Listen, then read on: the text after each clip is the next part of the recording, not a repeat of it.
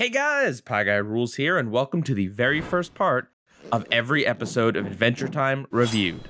Adventure Time is a show that forged a strong path for Cartoon Network in the 2010s and has firmly left its mark in television history. But with all that aside, how good was this show actually? It went on for a few hundred episodes and changed a lot over the years. Was it good the entire time, or did it dip in quality in places? What episodes are the best, and what are the worst? And if you know anything about me, I actually covered this show quite a bit on my channel when it was airing. And after rewatching every single episode in preparation for this series, I gotta say, some of my opinions have changed. And you might be wondering which ones. Well, with this series, I seek to answer all of these questions and more by reviewing every single episode one season at a time. I will be using a very similar slide-based format to the one I used in my SpongeBob review series, with a few tweaks. So I will be rating every episode of Adventure Time one of 3 ratings: good time, meh time, and bad venture time. These are for episodes that I enjoy and think are good, episodes I think are bad and don't enjoy, and episodes that fall somewhere within the middle gray area. Either they contain good and bad elements and balance out to a meh, or it might just be something that I don't have strong feelings on either way. And since I know there's some people that might be watching the series along for the first time here, but I will not be spoiling things that happen in future seasons. I may make references to things that are going to reappear, or certain elements that are foreshadowing, but I am not going to heavily spoil anything that happens outside of season 1 in this video.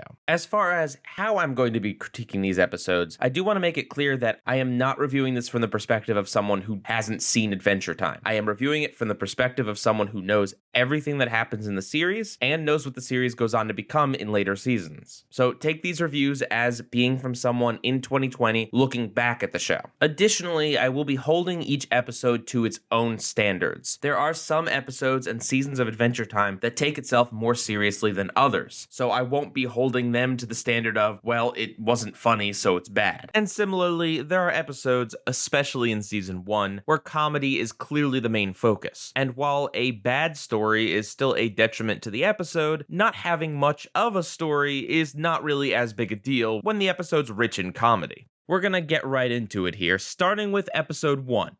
Actually, no, we can't begin yet because I don't know which episode I should consider episode 1. We have a bit of a conundrum here, because I could review the episodes in production number order, in which case Enchiridion would be number 1. And that does make sense, right? Finn's journey would begin with him getting the Book of Heroes, and season 1 would end with him meeting his hero, Billy. However, we would have some issues when it came to certain two-parters. For instance, did you know Mortal Folly and Mortal Recoil do not have production numbers next to each other? Which of course doesn't make any sense because the one episode leads directly into the next one. So that's a reminder that just because this was the order that they were made in doesn't mean that it's the order that they should be viewed in. So in this case, I will be reviewing Adventure Time in airing order, because that's the order that most of us experienced the show. And it's the order that avoids these weird gaps in two-parters. There are some minor continuity errors that will pop up, but we'll cross those roads when we get there. Oh, and we're going to be going in official airing order because, technically speaking, there's 2 different airing orders, whether you consider the sneak previews that Cartoon Network did of Business Time and Evicted actual premiere dates, or sneak peek unofficial premiere dates. But okay, enough wasting time. Let's get to the first episode of Adventure Time. Episode 1, Slumber Party Panic. Finn must keep the Candy citizens blissfully unaware of the invading zombie apocalypse. My favorite part in this episode is the zombie rave fight. Seeing the really quick cuts of the Candy citizens doing some pretty violent acts to the zombies set to upbeat rave music is pretty sweet. Oh, and before I forget to mention it, if you look in the upper left-hand corner of the slide, you will notice the big number. That's the number episode in airing order, but if you look under that, there's the production code. The first 3 numbers correspond to the season. Each season has a randomly assigned 3-digit number. Season 1 has 692, and the other 3 digits there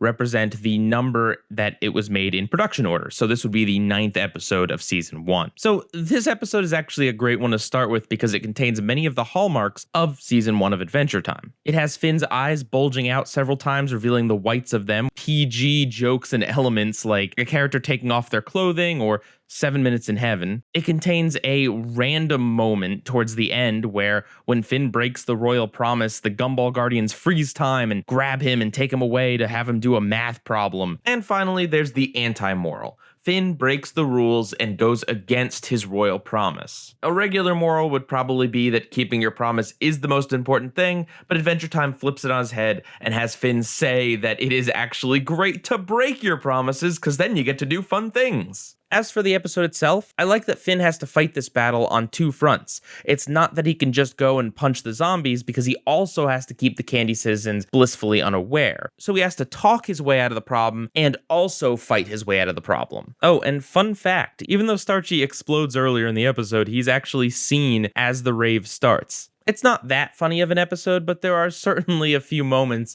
like Blockado that made me laugh. And as far as a first episode goes, even though this wasn't produced with the intention of it being the first episode, I think it's actually a pretty good introduction. It shows us that Finn is willing to go to great lengths to help people. It establishes the Candy Kingdom pretty well, giving introductions to a lot of important Candy characters, plus Tree Trunks and Lady Rainicorn. And it establishes the relationship between Finn and Princess Bubblegum. There's a hint in there that he has a crush on her. It also establishes that Princess Bubblegum is someone that is into pink and cuteness, but is not a princess that just sits in her tower all day and is very willing to get down and dirty and do some science. And this episode does give us a hint of foreshadowing that her character is very controlling and protective of her citizens, and is willing to push boundaries like bring the dead back to life. The only thing this episode doesn't do is introduce Jake very well. He's in the episode, but you don't really get too much of his personality here. It's a very Finn-centric episode. But it's still a solid way to begin the series, and a good time just as an episode. I don't really find the fart joke at the end of the episode funny, but it certainly is a way to end an episode.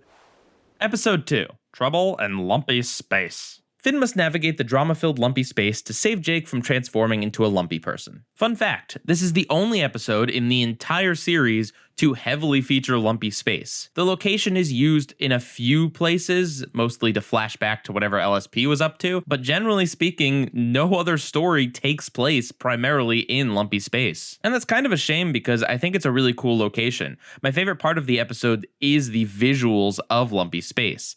Those cool purple and blue colors in the background, and the Ditko Dot-esque design. At any rate, this is LSP's first episode, and it is all about her. She's one of those characters that does not change basically at all over the course of the entire series, despite most of the other characters around her changing. This might lead to some issues down the road when her main joke gets a little bit worn out, but as far as this episode goes, since it's the first time we're seeing her Valley Girl accent, her being self-absorbed, all the drama surrounding her and her lumps, it's all pretty fresh and unique and interesting here. And I particularly like the juxtaposition of the high stakes of Jake potentially permanently being turned into a lumpy person mixed with LSP's world, which is seemingly just one big dimension of drama and prom and teenage angst. LSP says this is the weekly prom-coming dance, meaning it's definitely not a big deal. But oh my god, you guys, it's definitely a big deal. And arguably, this is LSP's nicest appearance in the entire series. She is genuinely trying to help Finn and Jake.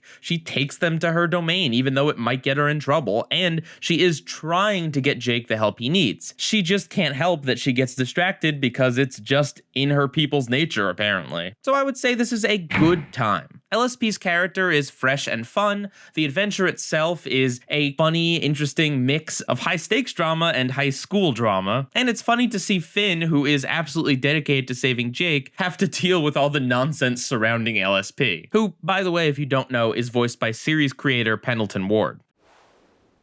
Episode number 3, Prisoners of Love. Finn and Jake must free the kidnapped princesses from the Ice King's clutches. So this episode is basically adapted from the pilot. It has Finn and Jake sledding, a character hallucinating something random, Ice King kidnapping princesses. It's not a direct remake, but it definitely reuses elements from the pilot. Also, fun fact, the Ice King has a tattoo of a penguin on his butt in this episode. You can only see it in a few frames when he's naked and flying during his hallucination, but it's there. Thank you for subscribing to Ice King Butt Facts. Anyway, my favorite part of this episode is actually the first few minutes. I like the energetic snow sledding, the creative Ice Kingdom creatures, and of course the exchange between Finn and Jake in which Finn repeatedly says the word sexy, which even now 10 years later is still an odd word to hear repeatedly in a cartoon aimed at kids. I quite like the episode right up until the Ice King kidnaps Finn and Jake. Then I think it takes a pretty big nosedive. So the Ice King in this episode is a bit different from how he's usually portrayed. It's not unusual for a character to act a little bit differently in their first appearance,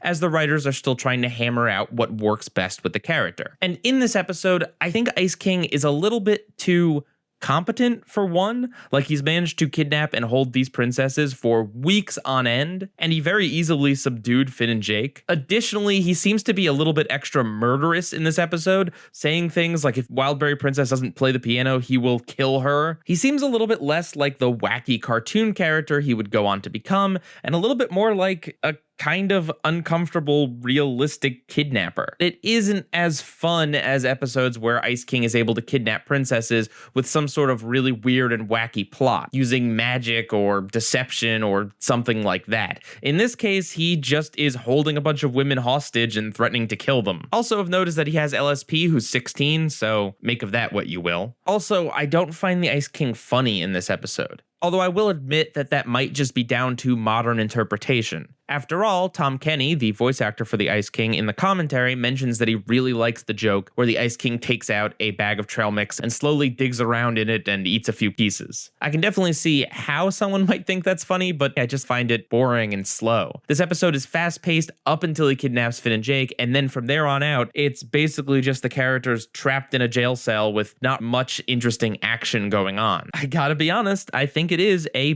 bad Adventure Time. I simply don't like this version of the Ice King. I don't think he's funny or entertaining. I'm not docking this episode because he's acting out of character, but I am docking it because I don't like the character that he is here. Episode 4, Tree Trunks. Finn and Jake must protect Tree Trunks, the fragile elephant, on her first adventure. So this episode is a classic escort mission. Tree Trunks has no survival instincts or sense of awareness at all. So Finn and Jake must babysit her through the woods with all of these dangerous creatures lurking about. And actually, taking Tree Trunks out of the equation for a second, this is a simple but fun adventure, thanks mostly to the design of the monsters. Every one scene in this episode is interesting and cool. Pendleton Ward was inspired by Dungeons and Dragons, and this episode definitely reads like a quest in Dungeons and Dragons or a level in a video game. And I think that's really awesome. Tree Trunks herself is a rather polarizing character. Her general obliviousness and self-absorbed nature, not unlike LSP, can be off-putting to some, and there are definitely some episodes much later on that are a bit iffy. But as far as this one goes, I feel like Tree Trunks is perfectly suited for this role. She is an oblivious character, and she doesn't really understand the danger she's in. The episode itself kind of zigzags on whether or not she should be out there with Finn and Jake. On the one hand, she almost gets herself killed several times, wounding Finn in the process. On the other hand, her unique problem-solving skills do help out with some monsters. Maybe the overall message is, while Tree Trunks is definitely too delicate to be out here on her own, she still has her own skills that she can contribute to the adventure. Also, fun fact, the ending where Tree Trunks is walking through the crystal dimension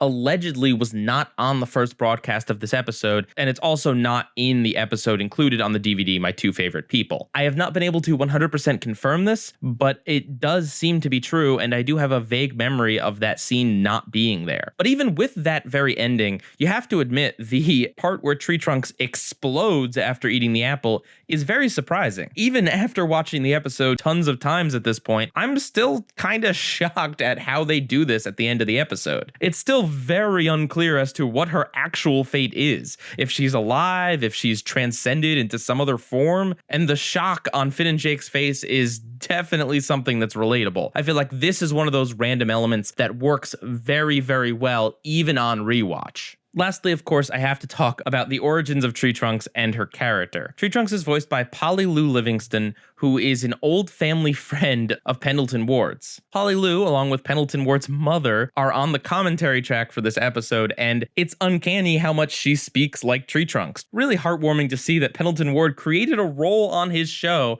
for this sweet older woman who is friends with his family. All in all, this is a good time. I love the design of the monsters, I love the shocking ending, and even though I don't love Tree Trunks, I think she is fine for the purposes of this episode. Her oblivious shtick does not get old here.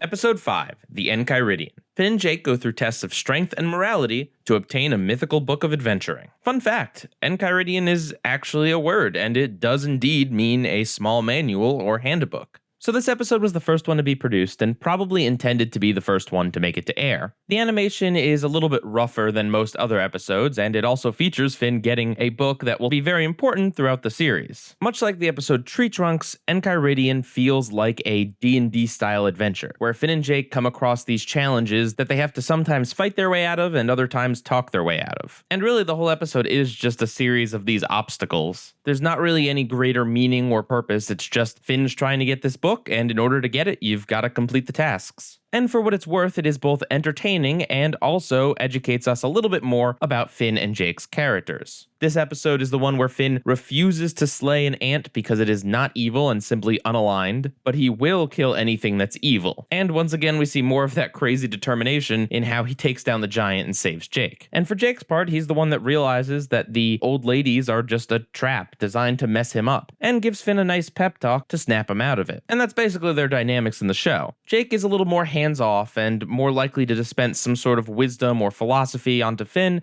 and Finn is the one that is highly motivated to get tasks done. Getting a little bit more character insight is always fun, and in addition, all of the creatures and monsters and tasks they come across are interesting and fun, and usually each one of them has a funny moment as well. My favorite of which is these stupid gnomes that seemingly kill all of these old ladies just because Finn is doing anything. The rapid succession with which they do this makes for excellent comedic timing. And a runner-up is definitely when Finn demands the giant gives him Jake back, and the giant's like, "But I killed him already." So for all those reasons, it is a good time. My main critique of this episode would just be that the beginning part where they're all dancing and partying in the Candy Kingdom feels relatively unnecessary, and the dialogue with Princess Bubblegum explaining what the Enchiridion is probably could have been trimmed down or told in a more interesting way. It feels like they spent a little bit too much time setting this story up when they could have spent more time actually on the adventure, especially because the story itself isn't anything complex. I understand they probably wanted to establish the Candy Kingdom because they thought this was the first episode, but there's plenty of episodes this season that focus heavily on the Candy Kingdom and parties within the Candy Kingdom. It's just unnecessary here, though the moment where he saves Princess Bubblegum is pretty cool.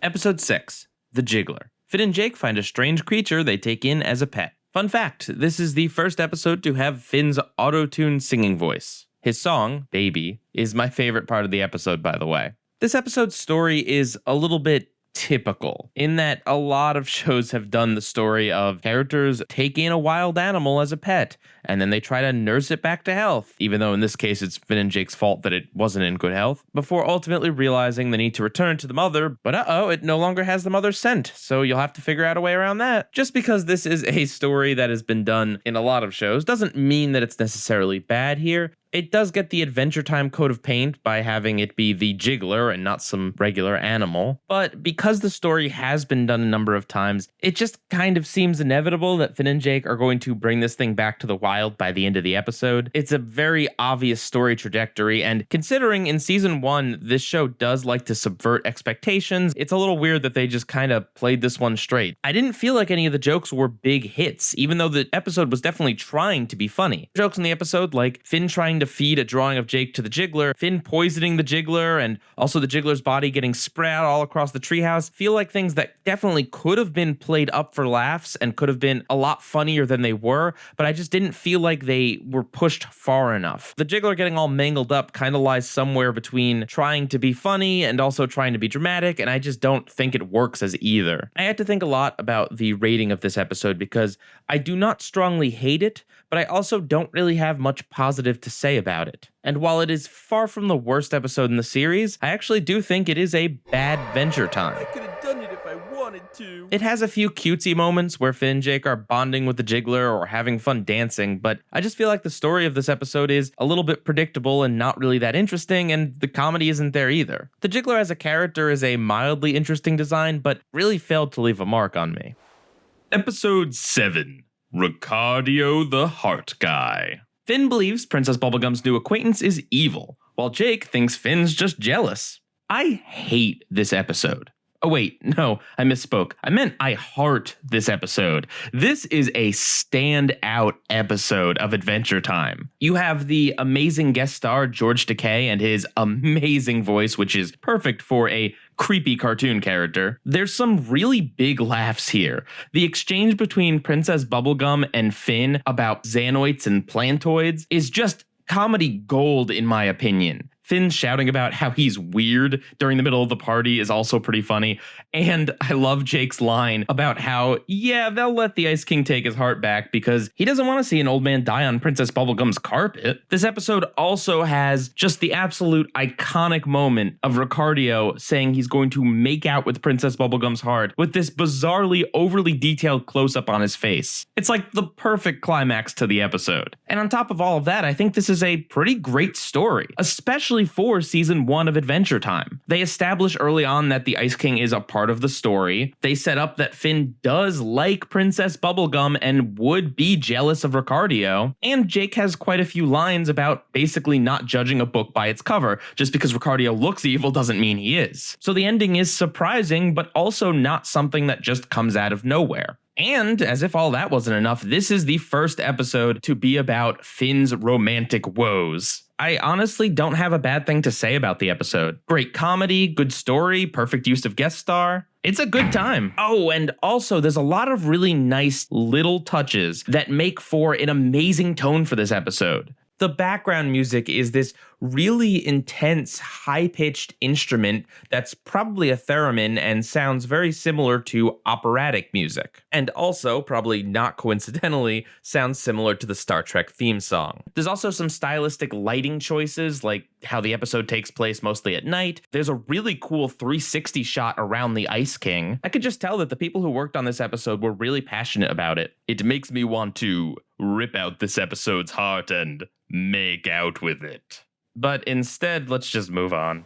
Episode 8. Business Time. Finn and Jake give up on adventuring after hiring businessmen to do it for them. So this was the first episode of Adventure Time to ever make it to air, albeit during a sneak peek. I have no idea why they picked this episode, the episode in which our characters give up on adventuring and just kind of bum around. It's not really a great introduction to either of the characters, nor is it a great introduction to what they do. Maybe this and Evicted were the first 2 episodes to be completely finished with post-production and therefore ready to air. I have no idea. And if you haven't figured it out yet, I'm really not too keen on this episode. The most interesting note about it is that it is BMO's first appearance, but even then, he doesn't speak. This episode is pretty forgettable. The businessmen don't get names or anything. They're not really interesting characters. They're basically just story props. Early in the episode, there's this big dock gauntlet that Finn and Jake run, but I just keep getting distracted by how bizarre the perspective is. The dock is constantly like floating up and down on the screen. It's supposed to be this big ambitious shot, but it's probably one of the worst looking things in Adventure Time. Usually the show's really good about this sort of thing. I didn't really dig any of the jokes in the episode. I guess a major one is the fact that Finn and Jake become fat and engorged with ice cream, and so fat in fact that they can build statues out of Finn's fat, but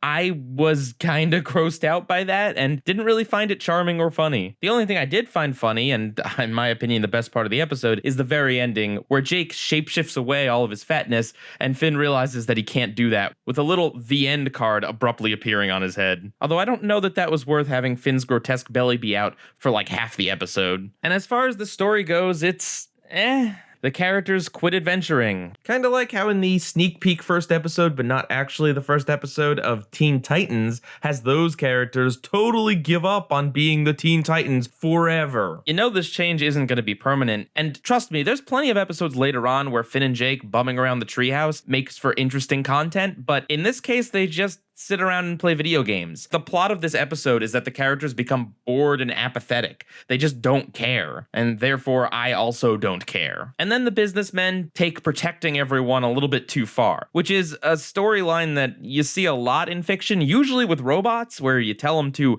protect people, and the logical extreme of that is taking away all of their freedoms and locking them away. And actually, there's a mother of an episode later on down the line that is a much more interesting version of this story. And as far as the solution to how to stop the businessmen, having Jake just grow really big while eating ice cream to blow up their machine, that's not really a satisfying payoff. I get that they wanted to use the ice cream as a plot device, but Jake can just transform. He didn't actually need the ice cream at all. Yeah, I think this is a bad Adventure Time. Jobs are for losers. Much like the Jiggler, it's certainly not the worst episode of the show, but I just don't feel like this one has anything going for it. Apathetic characters, not much of interest going on, minimal laughs. Well, at least they accurately portrayed business.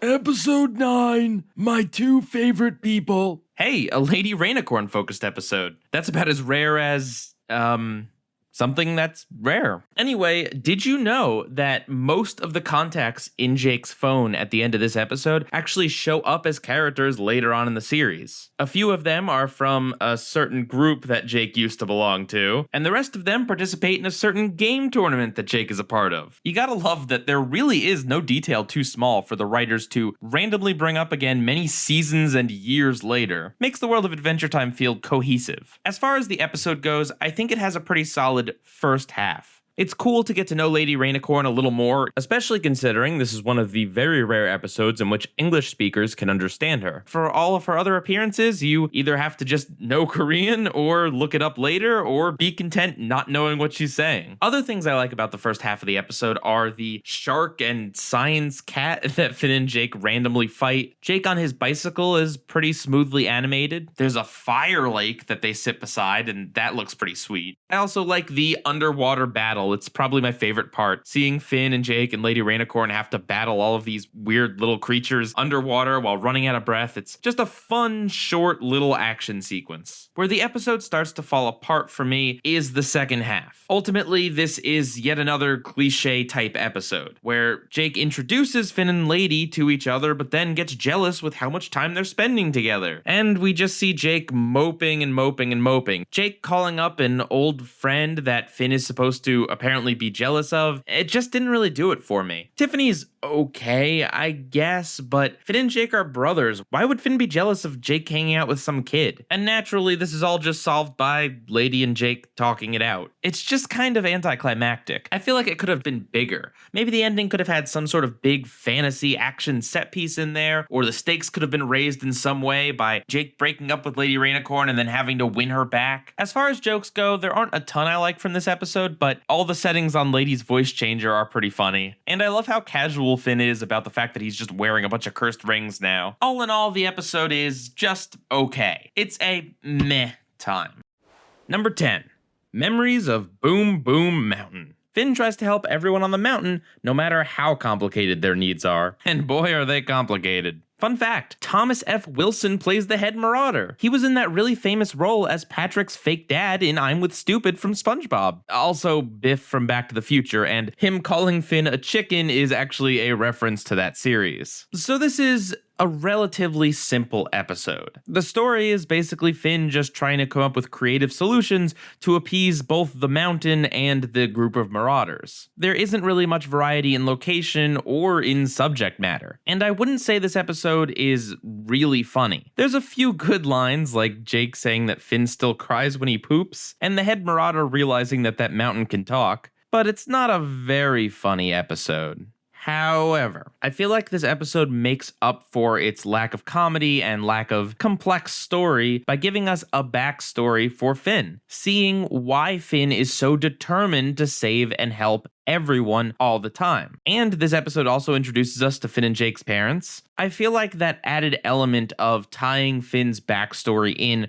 with him trying to solve everyone's problems is what elevates this episode up. Also, I'm a sucker for that crazy Rube Goldberg at the end. It doesn't make a ton of sense, and it's really weird how Finn chose to solve some of these problems, but it sure is fun to watch. I also appreciate the really random ending. The fact that the regular story of the episode was completely perfectly wrapped up in an unambiguous way, and then the really random thing happened, mixed with the fact that that random thing happens just instantaneously, makes it one of those fun random elements that I quite enjoyed. While not a great episode, I would say it's a good time. It really goes to show that even if the story and comedy are just okay, character insight can make up for some of those lackluster elements.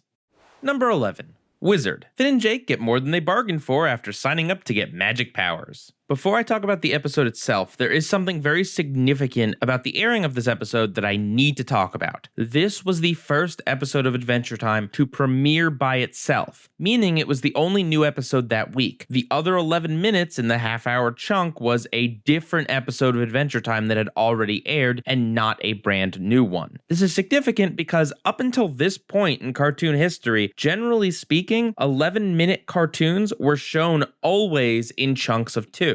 I don't know if Adventure Time was the first cartoon to do this, but to my memory, it was definitely one of the first and one of the most prominent. Why is this significant at all? Well, I actually think this was a big reason why Adventure Time caught on as well as it did. See, they produced 26 episodes in the first season, which would have been 13 half hours. If you air a new one each week, you have enough content for a little over 3 months. But if you air them as new 11-minute chunks every week, that means that you have enough content for over half a year. Consistency is very important with anything. YouTubers who put out consistent content every week or every day are generally more successful than those of us who don't. People get used to tuning in every week for a show. Even if a show has had a bunch of bad episodes that they don't like, they'll still probably tune in next week just out of habit. And the beauty about Adventure Time is that the first few seasons, at least, there wasn't really that many major gaps in airing. Season 2 premiered not too long after Season 1 had ended. So the show consistently having new episodes basically year-round meant that it was always on and always airing new episodes. There was always something new and exciting to look forward to in the world of Adventure Time.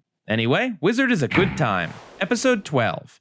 No, I'm only kidding. Let me actually get to the episode here. So this one is a fun episode. It's always neat seeing characters get bizarre magical abilities in the world of Adventure Time, where literally anything is a power, including shooting mayonnaise. This is the classic be careful what you wish for / great power comes at a great cost type of story. But what's fun about it is that it's so obvious that the skeleton man at the beginning of the episode is trying to trap Finn and Jake, and Bufo tries to explain the responsibility that Finn will have to take on, but Finn just completely ignores these warning signs. And there's some decent jokes in here, both in the trials that Finn and Jake have to do, which include things like balancing on a chair or touching a bowl of grapes, and in the powers themselves, like when Finn summons a shadow horse that he's not allowed to touch or do anything with. There's also Jake's rather disturbing advice at the beginning of the episode that the skeleton guy is unattractive, therefore he's desperate, therefore you should haggle with him. That is just so messed up that it's funny. And I like the ending. I like that Finn finally has to face responsibility for ignoring the warning signs, and the giant meteorite headed towards the building feels like a very big threat, one of the more serious ones the characters have faced up until this point. And of course, it's really neat seeing Finn's transformation sequence with all his powers. Anyway, this is a good time, and it's great that the story goes full circle.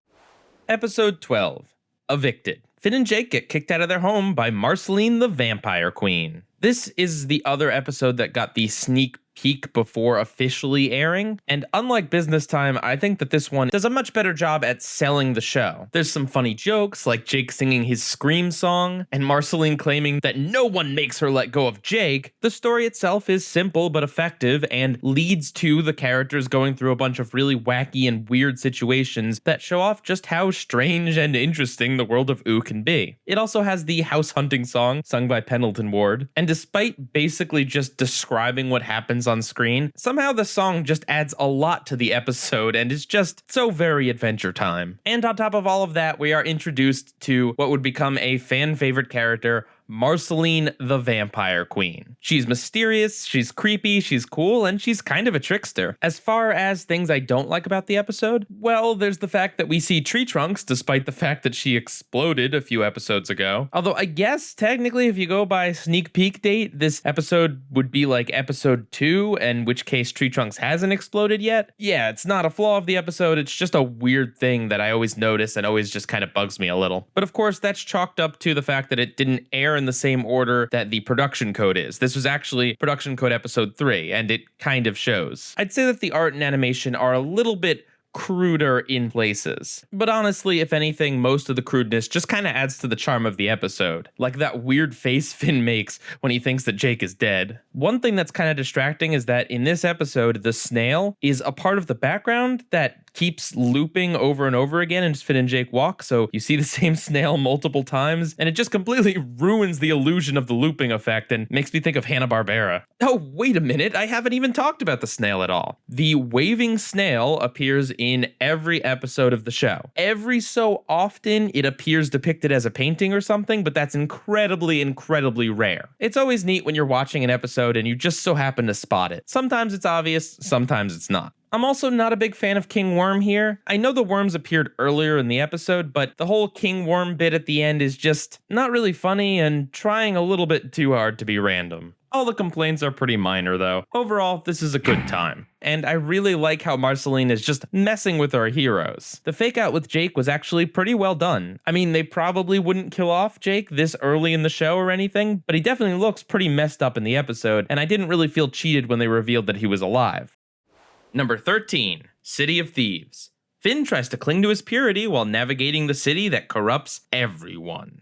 Hey, so remember how I said that it was very rare for the snail to not be physically in the episode and only be represented by like a picture or something? You probably should because I said it in the last review. Anyway, this is one of those examples. The snail is really cleverly hidden in this episode. I honestly don't know how people found this one. It's only visible for like a few frames, but after Jake molds his stomach a little bit, the hag pops up to scare Finn and Jake, and right then and there on Jake's stomach is the outline of the snail waving. I really like the setup of this episode, that there is a city in which everyone steals all the time and no one can escape with their purity intact. Everyone that enters the city eventually stoops to the level of stealing. It's just one of those setups that's chock full of potential, especially when you have a character like Finn who wants to be the purest hero of them all. The concept of the city also lends itself to a lot of really cool animated gags of just rapid succession, random characters popping on screen to steal something from another character. It's such a fun and fast-paced sequence, and I love just how many instances of thievery they shove into this episode. There's also a hag in this episode that basically does nothing. She simply exists to set up the premise of the City of Thieves and then pop up again to taunt Finn and Jake. I suppose she is a red herring to throw us off the true villain of the episode, but other than that, she really doesn't do much. And on that note, the real villain of the episode is ridiculously amazing. I feel like it should be obvious that Penny is a thief herself. It is the kind of twist that this show does often, but for some reason, maybe it's just because Penny really does seem like a sweet innocent girl, or maybe it's because she really isn't given that much focus. But it completely caught me off guard that Penny is the villain. I'm sure it did back when I originally watched the episode all those years ago, and when I sat down to rewatch it for the first time in years, I have to say I was once again fooled. I didn't remember she was the villain. And you guys know me, I'm always looking out for this sort of thing. And beyond that, I think this episode is pretty clever, using physical dirt to represent a character who has given in to thievery. Note that Penny is dirty from the outset of the episode, Jake gets dirty after he steals the boots, and Finn is dirty after he steals the chest. I really like that detail. Also, this is one of those episodes that's pretty interesting to watch after you've seen the whole show because, yeah, Jake, really smooth move there blaming the city for your thievery. You've definitely never stolen before and will never steal again. And actually, on the topic of Jake giving into thievery, I kind of wonder if, in this episode anyway, it's supposed to just be a reference to John DiMaggio's other most famous role, Bender from Futurama, who has a penchant for petty larceny. Really, the only thing I think is off about this episode is that in the very first shot with Finn walking on stilts, the lip syncing on both Finn and Jake's lines are completely off. It's a little hard to notice because the characters are moving across the screen pretty fast. Not a big deal though. It's a good time. I quite enjoyed the story of this episode. And it's really interesting to see Finn turn to the dark side and become a vigilante in order to save himself and Penny. Plus, the very last joke at the end is great, even though HBO Max ruins it because there's a few seconds missing from the ending of this episode. But oh well, a glitch is a glitch, I suppose. Episode 14, The Witch's Garden. Jake gets his powers removed by a witch and grows increasingly lazy. Okay, so you know the beginning of the episode where Finn and Jake are just chasing a frog with a crown? It's really just a non sequitur lead into what the actual story of the episode is, and the frog doesn't appear again. But for some reason, 6 years later, the writers of Adventure Time decided to do an entire series of shorts about Finn and Jake chasing this dang frog down. I have no idea why they did this. I feel like the people behind this show challenged themselves to pick the most random minor thing from season 1 to make into an entire series of shorts. With that out of the way, hoo boy, this episode is short something. Initially, when I watched this episode for review, I was actually pretty down on it. I thought that Jake just giving up on adventuring so easily was pretty lame, that Jake's subconscious was just so random and pointless, and that the witch maybe didn't deserve the treatment that Jake gave her when they were trespassing in her garden and it did look like they were stealing.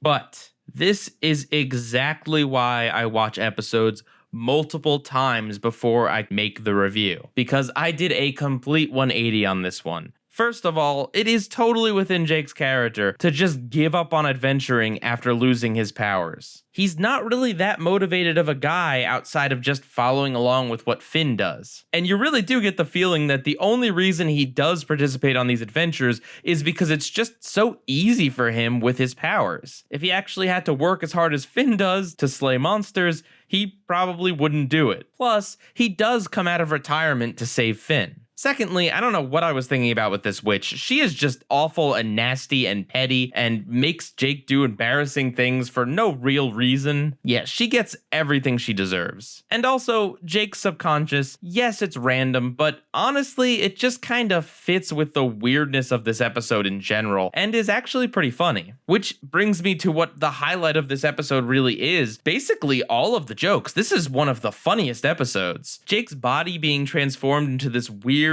chubby man baby thing where he attempts to run in a really pathetic fashion. Also, the witch protesting that she's never been married. Plus, Jake just on the nose saying that he's lazy but prideful. There's so many moments in this that are just laugh out loud funny. Plus, the river of garbage is a really interesting set piece that's well designed. Not to mention the creepy skeleton mermaid of the river that wants to mate with Finn and Jake. Oh, and I suppose this episode does start off the whole where do Jake's powers come from storyline. There's not really any answers here other than maybe Jake got his powers from a puddle, but the episode certainly raises the question. But you're gonna have to wait a while for that answer. This is a good time.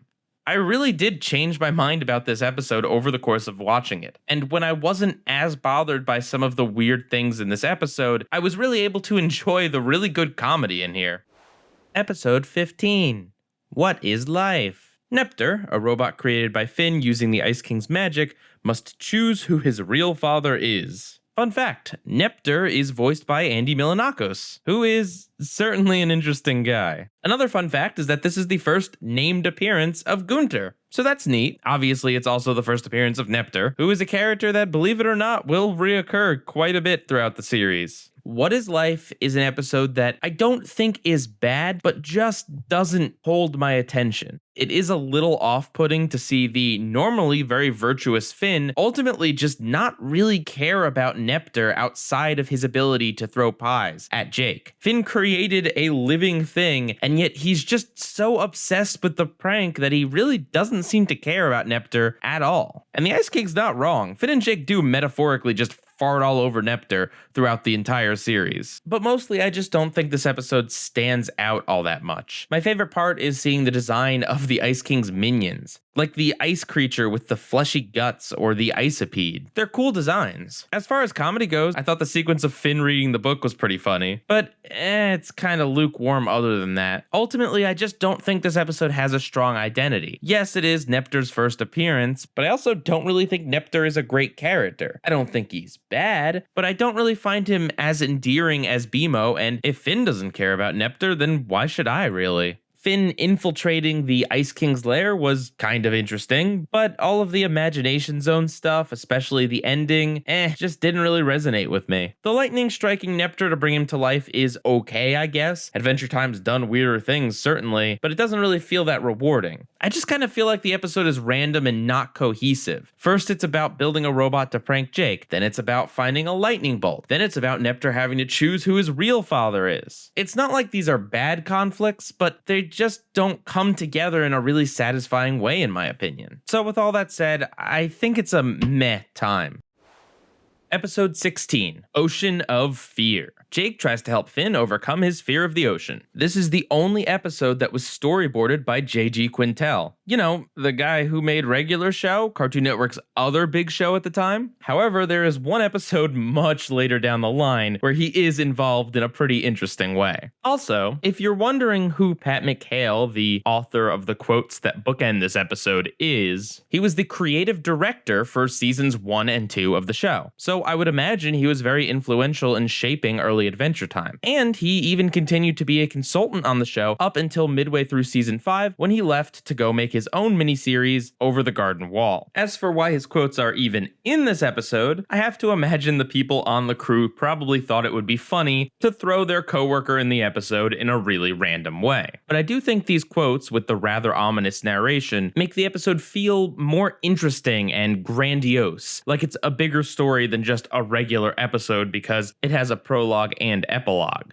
I do quite like both the story and comedic aspects of it. I like that they introduced a weakness for Finn. And even more than that, I love the fact that they didn't resolve it. He is not cured of his fear of the ocean in this episode. Rather, he learns that he can still be the greatest hero in all of Ooo despite his fear of the ocean. And that just because it is something he is afraid of doesn't mean it's going to stop him from being a hero, as he finds a way to work around his fear in order to save Jake. With all that being said, it's still a pretty goofy episode. This message is delivered by 3 wise men who are spirits that emerge from a limo that live inside of Finn's stomach, along with the Fear Feaster, who's some sort of spirit thing that feeds on people's fears. It's pretty out there, but it works. It's a nice way to have that random moment in the episode, and yet make it still tie into what the episode is about. And I think it is pretty neat that despite the fact that we learn something about Finn, it's still an episode with a lot of comedy in it. Finn is so afraid of the ocean that he will freak out and lose control of himself, hurting Jake in the process. It's very Looney Tunes in that way, but it very much fits for Finn's character. He is someone who is determined to do what needs to be done, except in this case, instead of saving someone, it's him getting away from the ocean. And this is also the episode I point to when I say that I think the exaggerated crazy faces and eyes on Adventure Time characters really works, and I'm sad that they don't really do it after season 1. The face that Finn makes when water touches him, the face that he makes when he's stuck in his sleeping bag in the ocean, Jake's mangled up face. These are funny faces, and no, funny faces are not all the episode has to offer, but they're so exaggerated and crazy, especially when Finn's face is usually incredibly plain looking. It makes for a really nice juxtaposition surprise. But it's cool that season 1 has its own specific identity and quirks that no other season has. Also, I don't know where else to bring this up, but somehow Jake has transported the treehouse to the ocean while Finn was sleeping, and it just all breaks up and floats away, and Jake nor Finn are really that bothered or upset by this. Also, if you didn't know, the Fear Feaster is played by Mark Hamill, who also played the Dark Magician in the Enchiridion, and the narrator of this episode is played by Clancy Brown, who will go on to play the cat in Dungeon. Obviously, this one's a good time. One other little thing is when Finn knocks himself out to go underwater, it's actually a beautifully animated and wonderfully ambient sequence. A beautiful little touch to the episode that didn't need to be there, but I'm so glad it is. Episode 17, When Wedding Bells Thaw. The Ice King is suspiciously engaged and wants to celebrate with Finn and Jake. Fun fact, Jake and the Ice King are now married. I guess they really hit it off after their first kiss in Ricardio the Heart Guy. Right off the bat, I'm gonna say I don't like the montage in this episode. When Finn and Jake take Ice King out for their main Lorette party, we don't get to hear what they're saying, although it's kind of obvious if you look at their lips. And the song that's playing over the montage is instrumental. What I find weird about it is that it isn't like a rapid fire montage. It's basically what could have just been regular scenes of the show, but with no dialogue and music playing over it. If they had put a song with lyrics, like the Ice King singing about his fun main Lorette party or something, or they made the clips shorter and faster and more varied as to what the characters are doing, this could have been a great montage. But instead, I think it kind of sucks. The montage in Evicted is a great example of something that has a good song over it and a lot of really fast-paced moments. As far as the wedding goes, I actually enjoy that part of the episode. Finn and Jake trying to outsmart the Ice King while he's desperately trying to marry a brainwashed princess? Sure, I think it works. There are a few pretty decent jokes, like how Finn makes a certain face when he hears music, and I love the joke. The Ice King is okay with marriage because he believes it to be something that allows him to capture a princess and let her live inside of him. Adventure Time is messed up sometimes, but it made me laugh. But overall, I guess you could say I'm not really that hot on this episode. It's a meh time. There are some jokes to like here, and the story isn't awful, but it really doesn't make the most out of either of its premises. The main Lorette party could have been way funnier and didn't deserve to have such a lackluster montage, and the wedding part, while good, really could have been an entire episode on its own. Episode 18.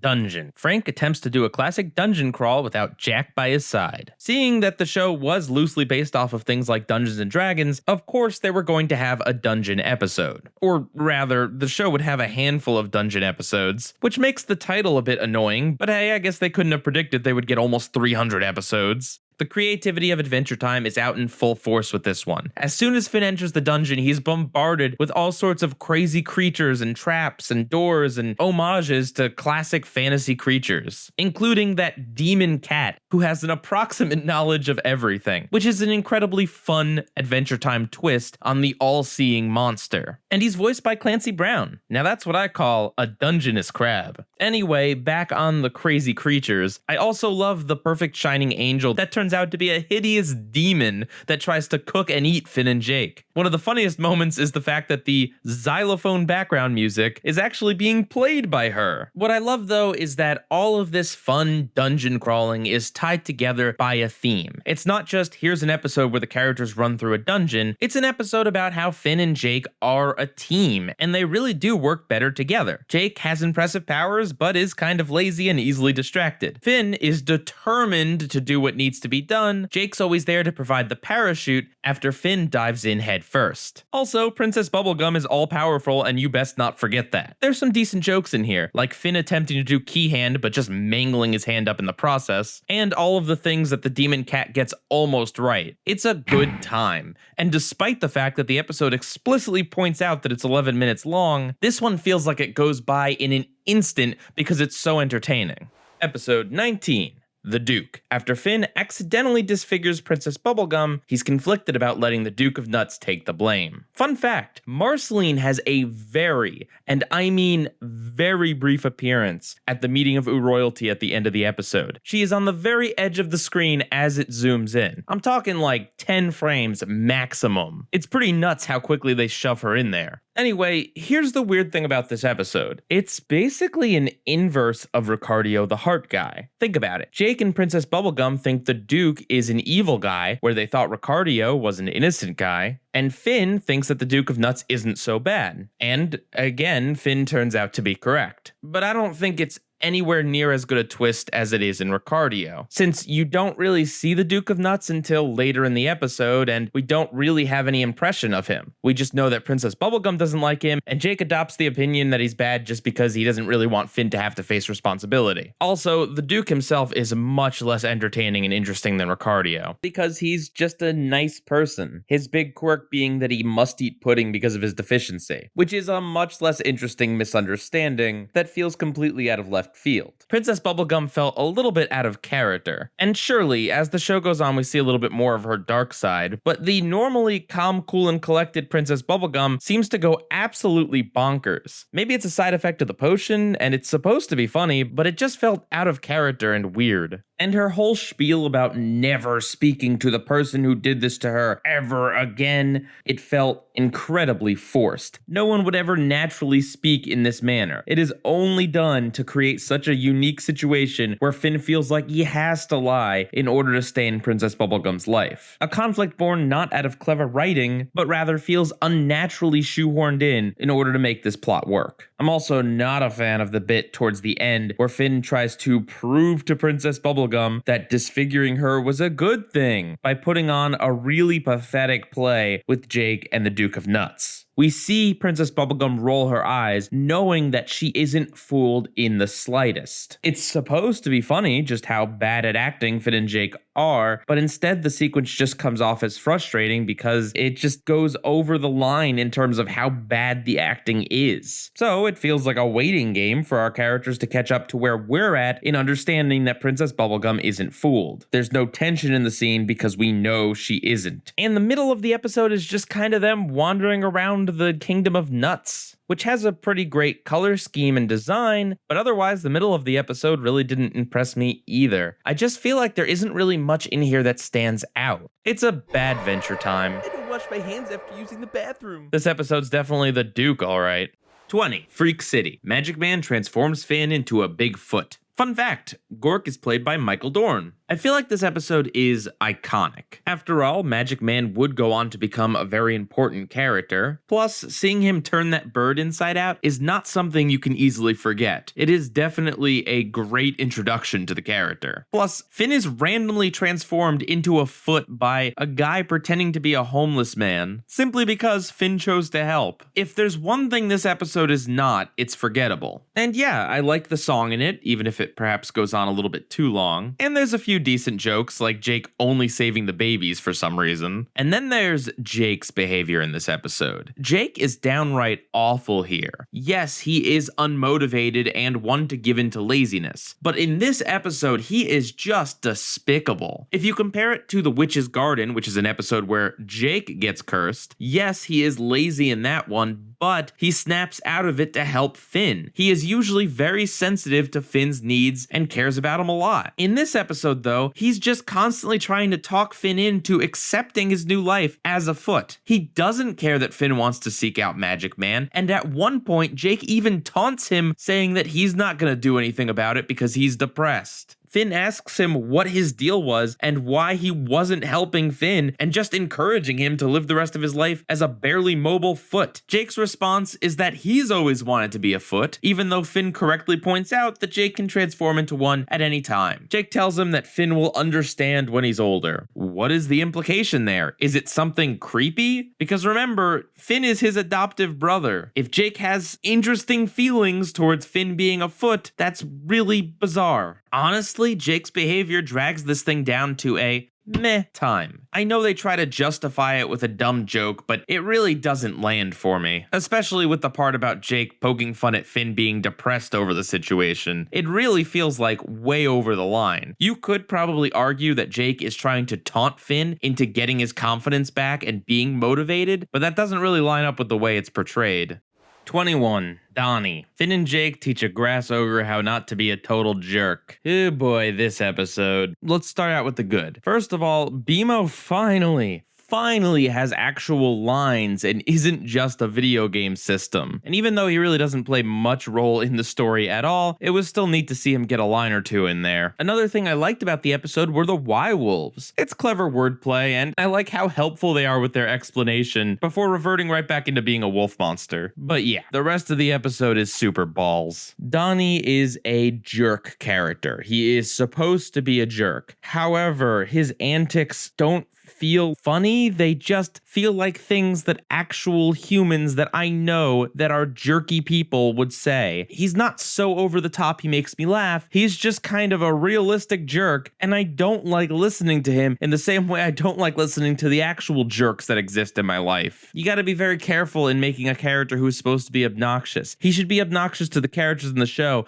not obnoxious to the audience as well. But oh man, is Donnie obnoxious. He's a bully, he's a hypocrite, he's a loudmouth. But then as soon as Finn finds out that Donnie being a bully is apparently a good thing for the ecosystem, that's when Donnie has changed into a super friendly and polite guy, because apparently Jake was able to do that in the short time that Finn was gone. And the conclusion of this episode is that Finn and Jake bully Donnie into being a jerk because apparently that's the only thing that can defeat the Y-Wolves. Never mind the fact that only a few episodes ago, in Memories of Boom Boom Mountain, Finn was so determined to help everyone that he would go to any lengths to do it. In this situation though, Finn is apparently a weakling coward who can't even take on a couple of wolves, and has quickly determined that the only way to protect the house people is that Donnie must give up his life of being a calm and reasonable person, something that Donnie doesn't want to do at first. And it's awful to see our heroes just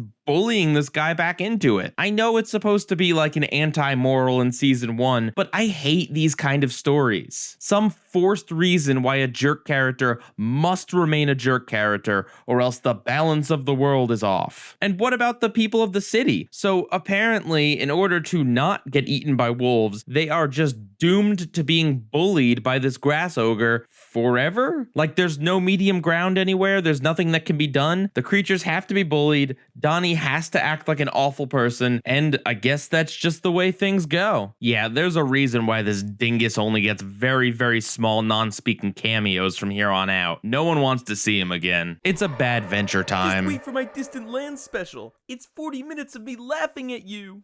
Episode 22, Henchmen. Finn must do Marceline's evil bidding, though the tasks may not be what they seem. Man, there sure are a lot of episodes in season 1 with our main characters arguing over who is good and who is evil. Henchmen is a really sweet episode. I really enjoy Marceline and Finn's friendship. In Evicted, she definitely was messing with them there too, but maybe in a little bit more of a mean-spirited way. In this episode though, the way she messes with Finn is pretty harmless. She makes it look as if she's doing something evil, but of course she really isn't. Even when you know that Marceline means no real harm and everything she's having Finn doing is just a big mislead, the episode is still enjoyable to watch. And the reason for this is that the journey is fun. Even if you know that Marceline is just messing with Finn, seeing just how she makes Finn uncomfortable and how she messes with him is just as enjoyable as that twist. And I always really appreciate when episodes don't rely 100% on their twist to be enjoyable. Another thing I like is that the episode raises the stakes at the end, literally. As in, Marceline messing with Finn is rather harmless and Finn realizes this, but the episode isn't over yet and the rest of it is about how she was too convincing in fooling Jake. It takes an episode where none of our characters were ever really in any danger and suddenly adds a little bit of excitement and danger into the mix. Jake of course is not a bad guy, but from his perspective, Marceline needs to be taken out, and he certainly does wound her. Plus Finn and Jake have to fight over this. It was a really solid way to end what is ultimately a fairly sweet episode about the relationship between Marceline and Finn. And there's a few really funny jokes in here, like how the Bowtie Man, who for some reason is named Eberhard, and I only know that because of the credits, thinks that Finn and Marceline are married because Finn does everything that she says. Also, Finn's deep pondering about whether Marceline is good or evil is interrupted by Marceline mentioning that that guy's bow tie looked like a bra. This is a good time. It builds upon Marceline's character established in Evicted and makes her more soft and lighthearted than she was there, while continuing Jake's deep fear of vampires. Also, this is the introduction of Marceline's bass axe. She had a prototype version in Evicted.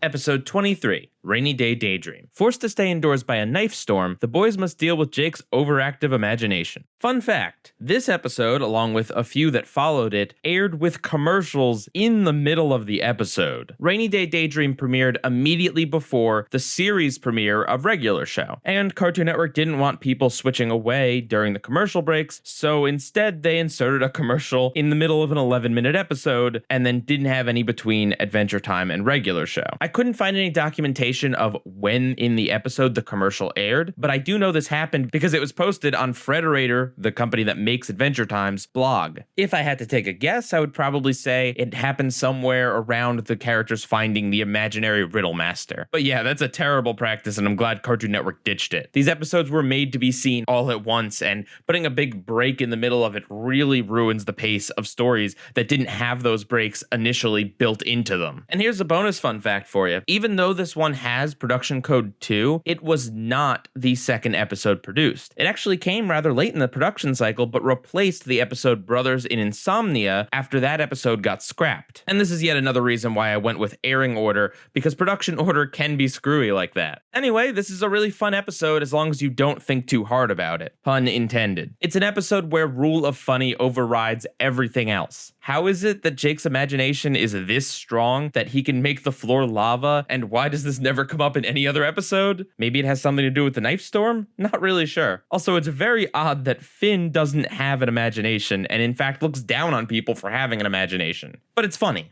That's the thing, it's funny. And this makes for a good story, even if the reasons for why this is all happening and what the boundaries of Jake's imaginary powers aren't well defined. It's still a really fun and enjoyable adventure and episode. It's a good time. The knife storm is an incredibly cool concept. There's a lot of really great jokes, like Jake accidentally imagining his mom naked, and his nervous giggle when Finn is annoyed that Jake imagined a riddle master but also couldn't think of a riddle. There's always the fear with these kind of episodes that they wouldn't be very visually interesting because most of what is happening is being described to us and only Jake can see. Plus, it all takes place in the treehouse, but it does use a variety of locations within the treehouse. And even though we can't see what's happening, through the use of sound design and exaggerated motions that Finn and Jake are doing while they're fighting these invisible creatures, I don't find this episode visually uninteresting or boring in any way.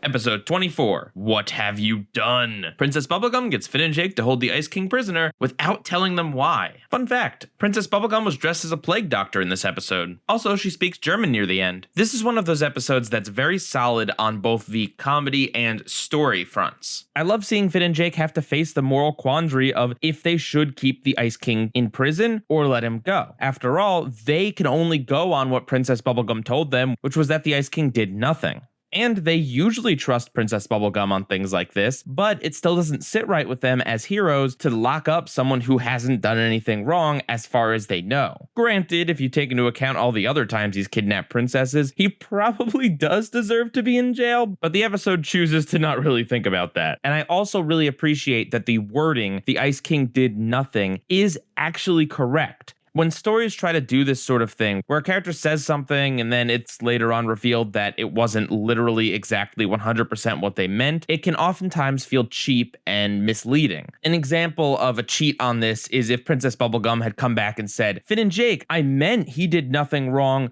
right now at 5 o'clock p.m. but he's in jail because at 4 o'clock he did this thing." That's an example of it feeling forced and stretched and not clever at all. But in this case, Princess Bubblegum is correct. He did nothing. He did nothing to help the candy people, whom he accidentally hurt. And the episode continues the moral quandary with the fact that even though they need to get the whales of the Ice King to free the candy people, Finn doesn't feel comfortable just beating on the Ice King when he only very tangentially did something wrong that he didn't intend to happen. Adventure Time grappling with content that goes a little bit beyond surface level laughs and silly cartoon stuff is a major component of the show that we'll only see more of from here on out. And I love that even though this episode has a really good story, it doesn't sacrifice the comedy. There's some really funny moments, like when the Ice King tries to make the point that Finn and Jake are the real monsters, but instead he keeps breaking the mirror he's trying to use as a prop. And Starchy feeling too healthy is another really great gag. It's a good time. This episode also plants the seed in the Ice King's head that Finn and Jake are his friends, which is something that we'll see him focus on in later episodes. Episode 25, His Hero. Finn's hero Billy convinces the boys to try helping people non-violently. Fun fact, for some reason, this episode is sometimes called Finn Meets His Hero. His Hero is a much better title because it has a double meaning in that Billy is Finn's hero, but by the end of the episode, Finn becomes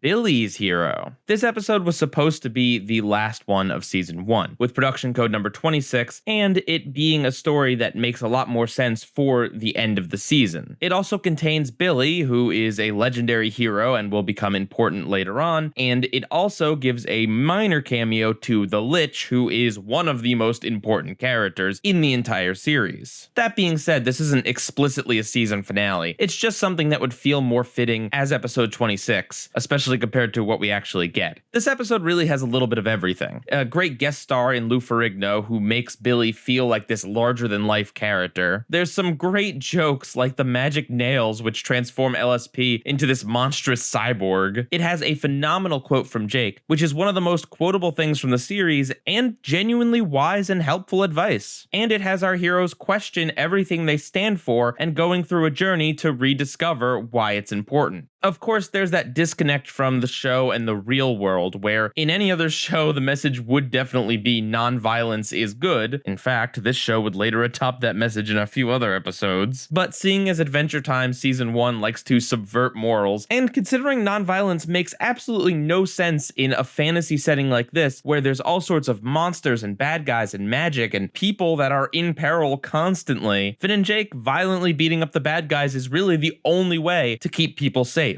This is a good time. It's one of the more iconic episodes from Season 1 for a very good reason. Also, the episode kind of means something on a bigger scale. Finn represents a young, idealistic person that wants to change the world, and Billy is an older, jaded person who's seen a lot of stuff and is convinced that nothing he can do will help anymore, because bad things are always going to happen anyway. So even though non-violence might not be the moral of the episode definitely has a moral, and that is to not give up even though things might seem hard or hopeless.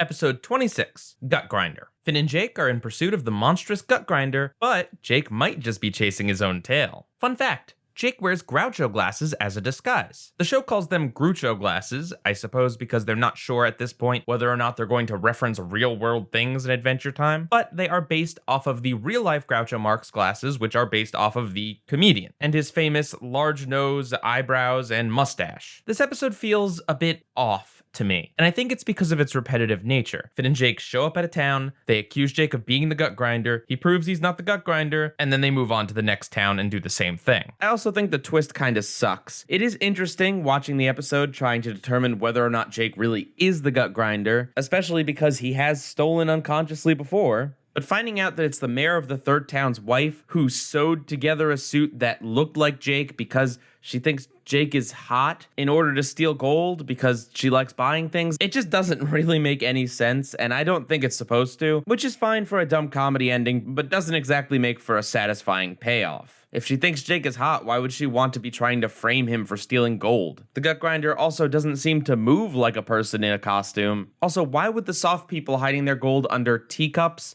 protect it from the Gut Grinder if the Gut Grinder is just this lady and not some monster? I feel like she'd be able to see through that. I also find the joke with the spiky people trying to hug Finn and Jake to be a really low-hanging fruit joke. I didn't find it funny or surprising. My favorite part of the episode is seeing all of the different townspeople designs. We get spiky people, fluffy people, some kind of microchip type people, and their cities are designed to reflect that. And there's other things I like about the episode as well. Having Finn bring Jake back from his weird hypnotized state by playing the viola, the ambiguity as to whether or not Jake really is the Gut Grinder up until the end, and the really weird, creepy old man that's also in the jail cell with Jake is pretty funny. And I do like the twist that Jake is not necessarily the Gut Grinder, but is very easily persuaded when he's pet, so he believes himself to be the Gut Grinder.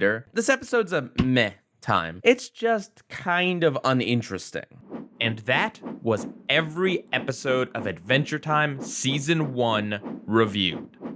So, for the bottom 5, there were 5 Badventure Time episodes, so obviously, that's what's going to fill up this list. At number 5, there's the Jiggler. The Jiggler himself is mildly amusing, and the episode's not horrendously bad by any means. At number 4, there's Business Time. Another episode that I don't hate, but I just don't really find any redeeming qualities in. Number 3 is Prisoners of Love. I don't like the Ice King at all in this episode, but I do enjoy the sledding and the first few minutes of it. At number 2, there's the Duke. If you know one thing about me, it's that I'm not a big fan of shows repeating themselves, especially if they're going to do a much less interesting version of that premise, with Princess Bubblegum having incredibly forced dialogue just to make the story make any sort of sense. And at number 1, of course, we have Donnie. This one's just a thoroughly awful episode through and through. Not only does it have very, very few redeeming qualities, but it is actively frustrating and contradictory to how the characters act in other episodes. And now for the top 5.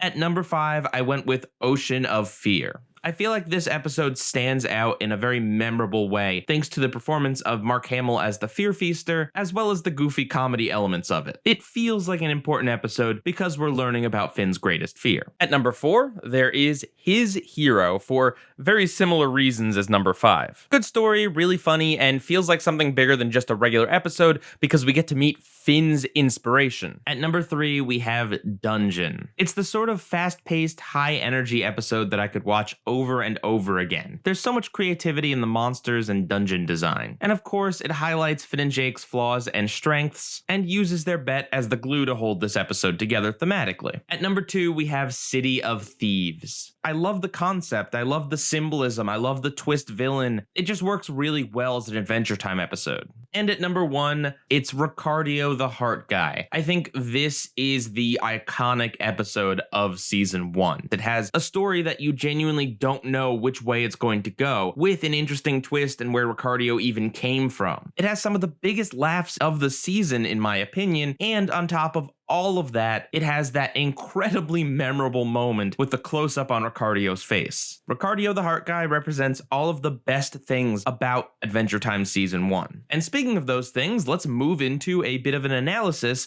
on some of the key themes and ideas present in Season 1 of Adventure Time. So, starting out with the comedy side of things, you see a lot of risque jokes in this season. Things that aren't necessarily inappropriate, but kind of hint at inappropriateness or feature words that are kind of like on the borderline between being appropriate for kids and maybe not being appropriate for kids. This sort of thing is what gave the show a PG rating. And that PG rating gives them a lot more flexibility than something like a Y7. PG generally means that something is meant to be watched with adults present so that they can explain anything that may be a little inappropriate or borderline or a new concept that a kid hasn't been exposed to yet. Cartoons aimed at kids have a long-running history of sneaking in innuendo and dirty jokes. But Adventure Time seemed to revel in it and bring it back in a time where it wasn't quite as popular. It's not like the season is particularly raunchy, but there is just enough of it to give it a little bit of an edge. Honestly, as an adult, I can't really say I find most of these examples funny, as much as they are just kind of shocking and interesting with what they can and can't get away with. And I do think it was something that helped the show get attention in the early days. On the other side of the coin, there are quite a few jokes that I would describe as immature. Fart jokes, talking about Finn peeing his pants, songs about babies pooping their diapers. It's generally not really my style, but I will say I don't think the season is excessive in it. These sort of jokes only show up once or twice every few episodes. Memories of Boom Boom Mountain is probably the most explicit in its toilet humor, but it actually ties it in with the story of the episode, and it portrays the Boom Boom in a relatively abstract way. And I mean, come on, I laughed when Jake said Finn still cries when he poops. So I wouldn't say it hurts the season, but I don't really think it helped the season do anything great. There's also Finn's eyes bulging, which is something that is only in season 1 and very, very rarely outside of it. I talked about this quite a bit in Ocean of Fear, so I'll keep it very short. I think it's funny to see Finn's face go from incredibly plain to incredibly detailed, but I guess certain members of the crew didn't feel the same way. Now let's look at some of these story tropes that pop up. Over and over again, you see this debate on whether characters are good or evil, and I feel like this comes from the D&D inspiration. A big thing in Dungeons & Dragons is a character's alignment in what combination of good, evil, chaotic, and lawful they are. And the 3 major times it appears, we end up with a character who's evil, Ricardio, a character who's good, the Duke of Nuts, and Marceline, who is kind of somewhere in between. And while the general talk about alignment works for the adventure setting, I think that this premise does overstay its welcome,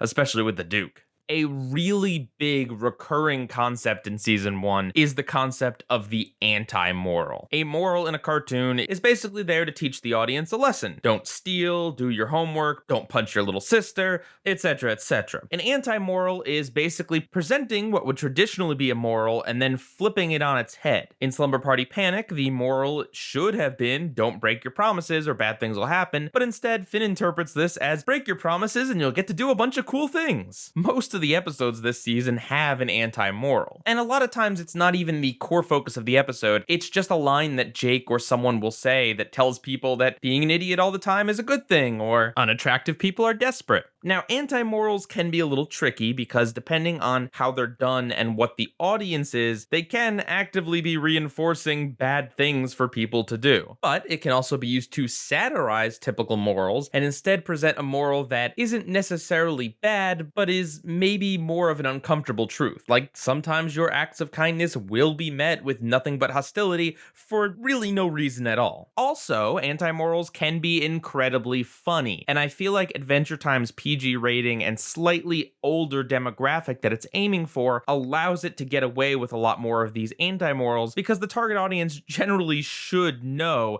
that these are joke morals and not to be followed. And in general, I think that it works really well for the first season and provides a lot of big laughs and interesting story turns. But of course, there's always exceptions to that, and the episode Donnie shows exactly why it's tricky to pull off. The moral of that episode is basically some people are jerks and they deserve to be jerks for the rest of their lives, and that their jerkiness is somehow helpful to everyone else. The problem with that is that it's frustrating because it doesn't seem like this is something the characters have to do. It seems like an arbitrary, forced anti-moral tacked onto an already kind of annoying episode. But on the whole, in this season, I'd say they work decently well. And they are mixed in, of course, with a handful of actual genuine moral episodes. And this is something that is mostly only present in season 1. As the show goes on, it tries to take itself more seriously and impart more actual wisdom on the audience. And if you're trying to do that, it can definitely be muddling if you try to also include sarcastic anti-morals. And lastly, I want to talk about another thing that is heavily present in season 1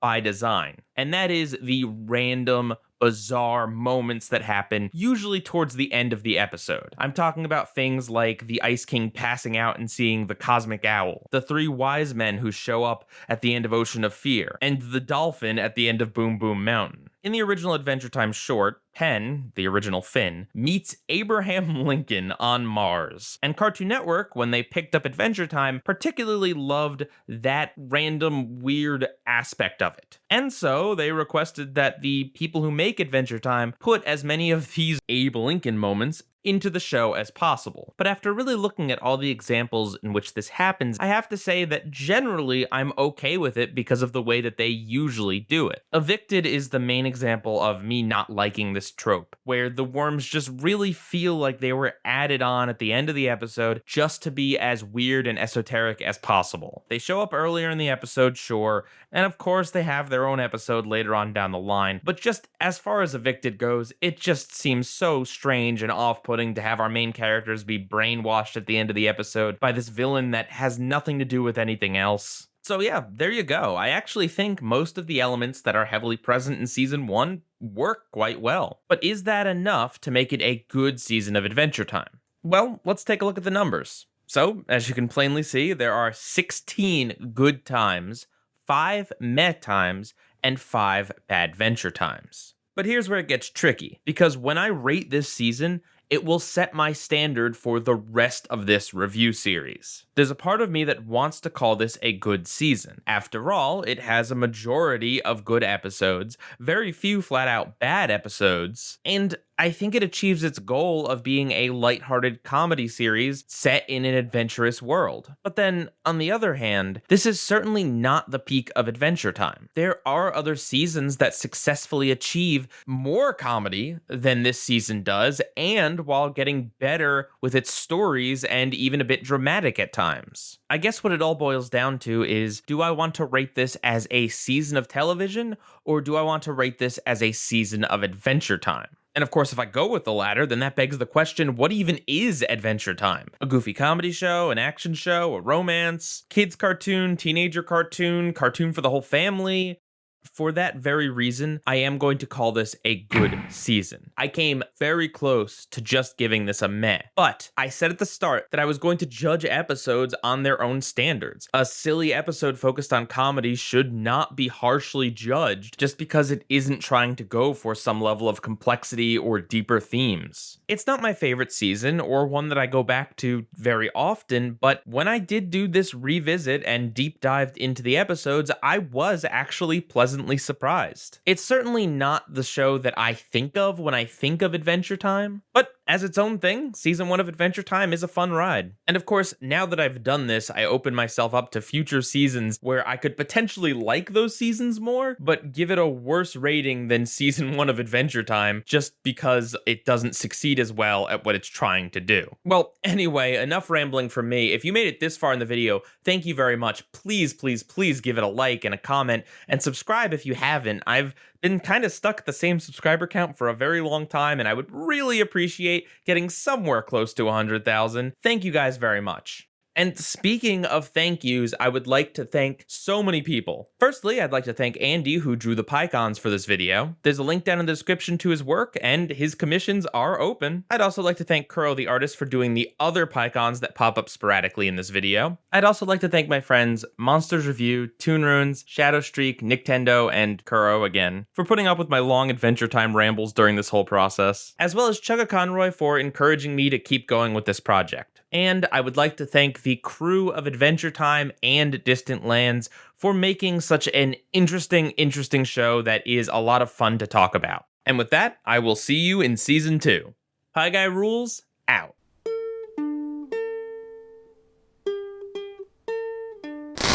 Annoying vanity plate!